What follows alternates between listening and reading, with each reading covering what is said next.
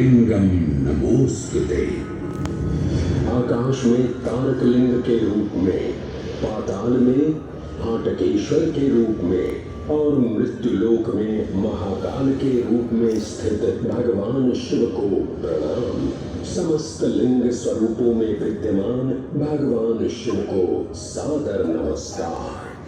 नागदेश उज्जैन का अटूट बंधन है महाकाल के साथ, जो महाकाल स्तोत्र में उल्लिखित है। उज्जयिन्यां महाकालम महाकालेश्वरम हरम महाकालम महायोगिनम नमामि पार्वती पतिम। तो चलिए मैं आपको कथा सुनाता हूँ इसी महान उज्जैन नगर की। उज्जैन, जिसे संस्कृत साहित्य में अवंतिका, विशाला, कुशस्थली, पद्मावती, कनकश्रृंगा, स्वर्णश्रृंगा, प्रतिकल्पा, कुमुदवती और अमरावती के नाम से पुकारा गया। उज्जैन, जो मनुष्य को मोक्ष प्रदान करने वाली 7 नगरियों में से एक है। उज्जैन, जहां 84 महादेव का आशीर्वाद प्राप्त है।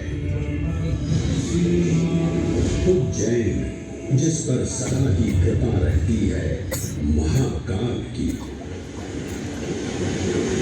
यहाँ सतत क्षिप्रा नदी की निर्मल धारा बहती है।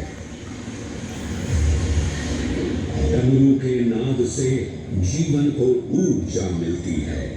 घंटियों की झंकार मन को आनंदित करती है। और यहाँ का आकाश शिव आशीष स्वरूप है। श्मशान ऊषर क्षेत्र पीठम तु मनमेव च पंचकत्र न लभ्यते महाकाल पुरद्दते। अर्थात यहाँ पर श्मशान, ऊषर यानी अनुपजाऊ भूमि, क्षेत्र अर्थात पवित्र भूमि, पीठ यानी शक्ति स्थान और मन अर्थात आध्यात्मिक शांति का स्थल, पांचों एक ही स्थान पर उपलब्ध है। ये संयोग महाकाल की नगरी उज्जैन की महिमा को और गरिमामय बना देता है। उज्जैन के इस अलौकिक स्वरूप से प्रभावित हो महाकवि कालिदास अपने काव्य मेघदूत में लिखते हैं, हे जलधर, यदि महाकाल के मंदिर में समय से पहले तुम पहुंच जाओ तो तब तक वहां ठहर जाना जब तक सूर्य आंख से ओझल न हो जाए। शिव की संध्याकालीन आरती के समय नगाड़े जैसी मधुर ध्वनि करते हुए तुम्हें अपने धीर गंभीर गर्जनों का पूरा फल प्राप्त होगा। ये संध्या आरती, जिसे कालिदास ने सराहा है, अत्यंत महत्वपूर्ण है, क्योंकि ये वो प्रहर है जब सभी देवी देवता गंधर्व यहाँ उपस्थित होते हैं।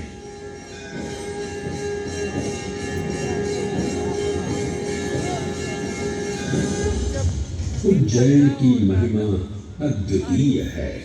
सतयुग, त्रेता युग, द्वापर युग और कलियुग, हर युग में इसका अप्रतिम महत्व रहा है।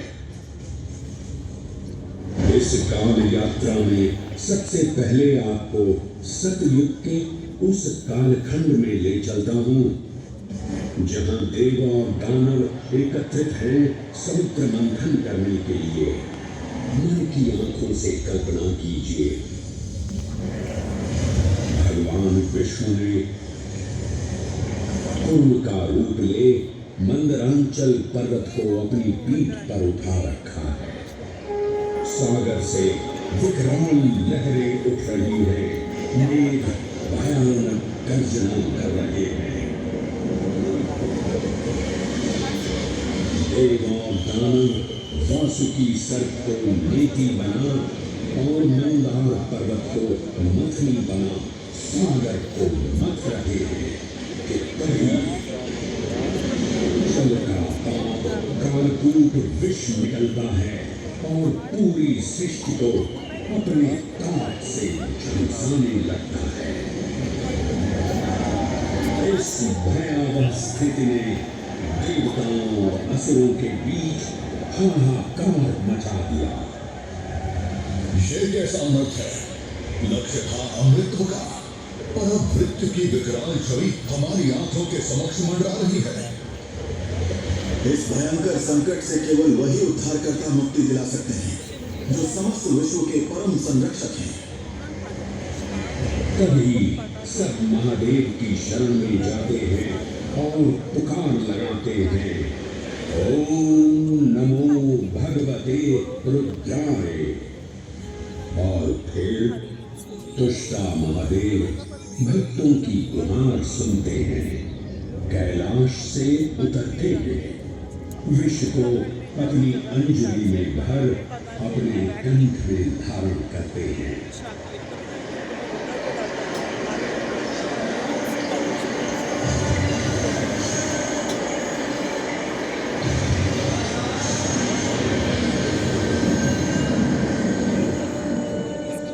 अंततो गत्वा सागर मंथन से अमृत कलश प्रकट होता है। जैसे ही अमृत प्रकट हुआ, दानवों ने इसे केवल अपने आधिपत्य में लेने की आकांक्षा प्रकट की और संघर्ष छिड़ गया। आज यदि हम इस अमृत को प्राप्त कर सके तो हम देवताओं पर हमेशा के लिए प्रभुत्व स्थापित कर पाएंगे। अमृत अपात्र हाथों में ना जा पाए, क्योंकि ये अपनी शक्ति का असीम दुरुपयोग करेंगे। इस अराजकता के परिणाम स्वरूप अमृत की कुछ बूंदें छलकी और पृथ्वी तक पहुंच गई। 4 स्थलों पर स्पर्श हुआ इन बूंदों का। हरिद्वार, प्रयागराज, नासिक और उज्जैन। अमृत की इन्हीं बूंदों के कारण उज्जैन में हर 12 वर्ष पर कुंभ सिंहस्थ मेले का आयोजन होता है। भगवान शिव की लीला देखिए, लोक कल्याण के लिए स्वयं विषपान किया और अपनी नगरी पर अमृत वर्षा करवाई। अमृत की पावन बूंदों से अभिसिंचित ये दिव्य उज्जैन भूमि रामायण के पृष्ठों में भी सम्मिलित हुई। सतयुग के बाद त्रेता युग में माता सीता की खोज में वानर सेना का यहाँ आगमन हुआ।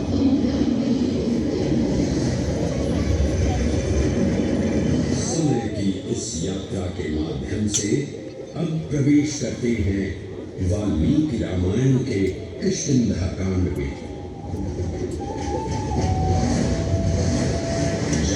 राजा सुग्रीव अपने यूथपतियों से सभी प्रमुख स्थानों पर जाने के लिए कहते हैं और उन्हें अवंती नगर यानी उज्जैन जाने का आदेश भी देते हैं। मेखला उत्कल के क्षेत्र, दशरथ के नगर, आग्रवंती, अवंती और विदर्भ के राज्य, साथ ही माहिष्का के आकर्षक राज्य में भी पूरी तरह से खोजना होगा।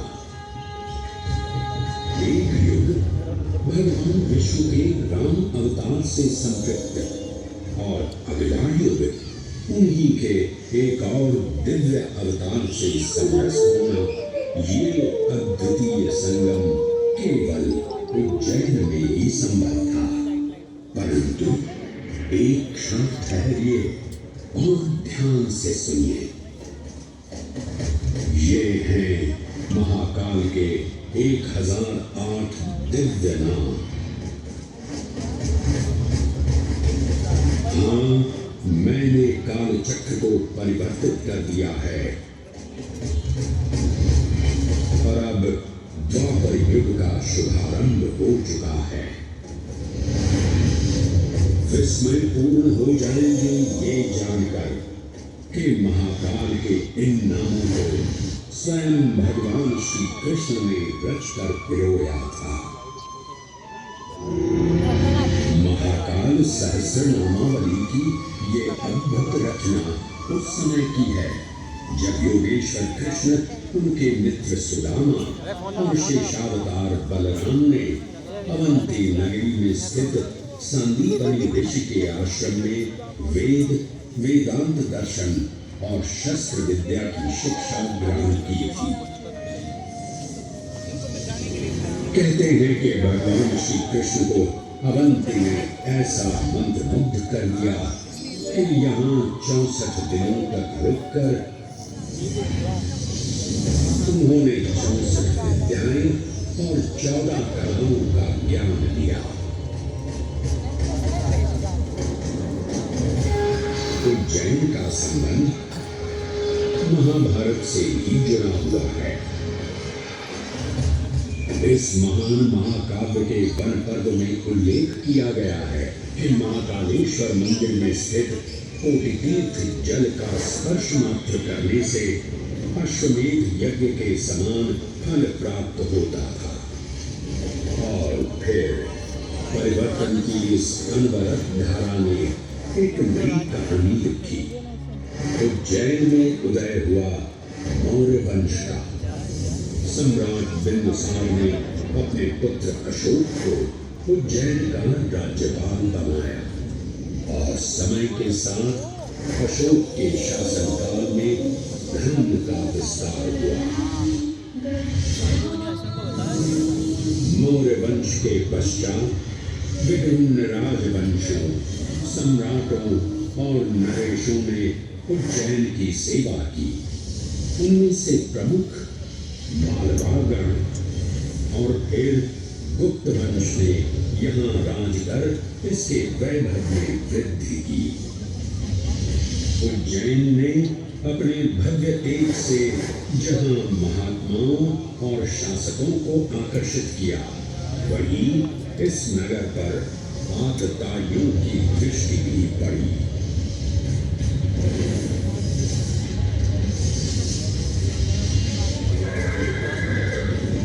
शक मध्य एशिया की खानाबदोश जनजाति थी जिन्होंने उत्तर पश्चिमी और मध्य भारत के कुछ हिस्सों पर आक्रमण कर अपना शासन स्थापित किया। ईसा पूर्व प्रथम शताब्दी में जब भारत शकों के अत्याचार से त्रस्त था, तब उन शकों ने उज्जैन पर भी कब्जा कर लिया और फिर उज्जैन में उदय हुआ एक तेजस्वी योद्धा महाराज विक्रमादित्य का। एक तरफ शकों का बल तो दूसरी तरफ विक्रमादित्य का अद्वितीय पराक्रम। विक्रमादित्य की तलवार महादेव के तीसरे नेत्र सी चमकी। प्रचंड युद्ध हुआ। महाकाल की कृपा से शूरवीरों ने शकों को परास्त किया और उज्जैन में गणतांत्रिक शासन स्थापित किया।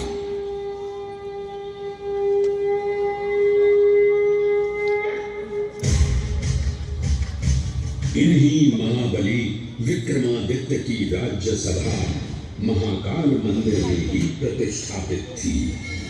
आज भी इस मंदिर की घंटियों में विक्रमादित्य की वीरता और शौर्य की प्रतिध्वनि गुंजायमान होती है।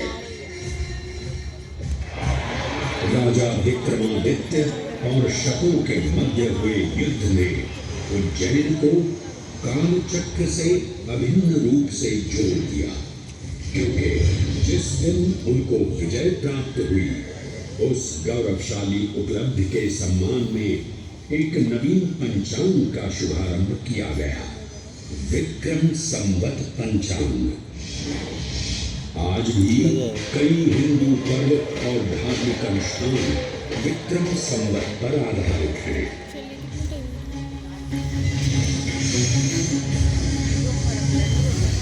पृथ्वी की भौगोलिक कर्क रेखा इस पावन उज्जैन भूमि से होकर गुजरती है। लगभग 300 वर्ष पूर्व उज्जैन विश्व समय का प्रमुख संदर्भ बिंदु था। यही कारण है कि उज्जैन की वेदशाला में